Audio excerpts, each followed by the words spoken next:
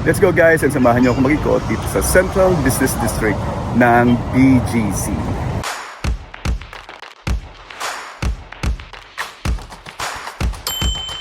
So we're here in the park and running track dito sa 30th Street beside the WCT Center.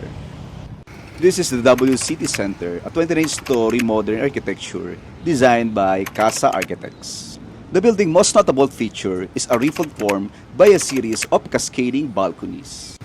Now we're heading towards the 28th Street. You can see here the modern architectural style. You can see the buildings.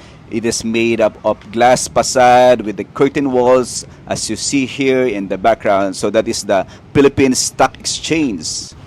Now ito pa yung mga nakikita nating mga nagagandahang gusali dito sa loob ng BGC. Okay, so we're here in the 28th Street. So lakad pa tayo at putin pa natin tong magandang area na to. This is the Ascot Hotel, a 30-story structure designed by FSC Architects. Now this structure is the Bench Building. The building in the background is the World Plaza, a 27-story office building. It was designed in collaboration between IDEA and foreign consultant Gensler for Philippine developer Daiichi Properties. Now these are series of modern structure here in 30th Street. And the iconic Philippine Stock Exchange, a 30-story office building designed by Handel Architects, together with Leandro Biloxin Partners and GF Partners Architects. Along the 30th Street is the Or Central. The prime office building was exceptionally designed by the world-renowned architectural firm Gensler in collaboration with Jose Shaoling and Associates. Gensler is known for its sustainable design approach, and Or Central has achieved LEED Gold certification for its green features. Now these are some adjacent structure. You can see here there's also ongoing construction with the tower cranes. Moving on, this is the Eco Prime Tower, a 32-story office building designed by architect Jose Shaoling and Associates.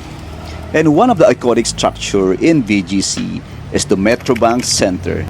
It is the highest structure and skyscraper in the Philippines, towering at 66-story high structure.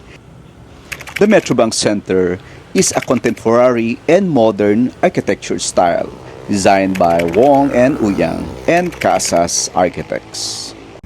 These are some of the structures we have seen while walking along the street of Bonifacio Global City.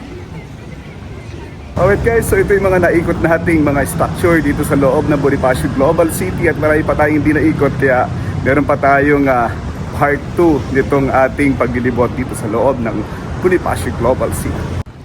Now we're walking along here in Bonifacio High Street.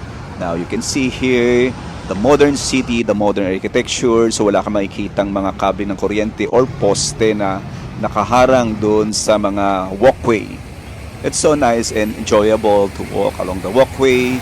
So meron din ditong water feature, yung water fountain, and also in the heart of the park ng Bonifacio Global City. It's truly a green oasis in the heart of Taguig.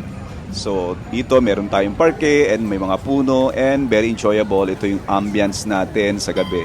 This is a very relaxing and enjoyable walking along the Bonifacio High Street. Alright guys, so inabot na tayo ng gabi sa pag-ikot natin dito sa loob ng BGC. Napuntahan na natin yung mga nagtataas ng mga structure. So kasama doon yung highest skyscraper na Metrobank Center inside BGC. So next time, yung mga iba pang di natin napuntahan, siguradong may kasunod itong video na isi-share ko sa inyo. Alright guys, so hanggang dito na lang muna at dahil pagod na rin ako sa paglalakad, and I'm so glad na ma-share ko sa inyo yung mga structure dito sa loob ng BGC. Alright guys, so inabot na tayo ng gabi sa paglilibot natin dito sa loob ng BGC. And at least I'm happy dahil napakita ko sa inyo yung mga structure at mga nagtataasang structure dito sa loob ng BGC. Alright guys, so till then, I'm Architect George, sharing with you what RT knows. Thank you very much and God bless.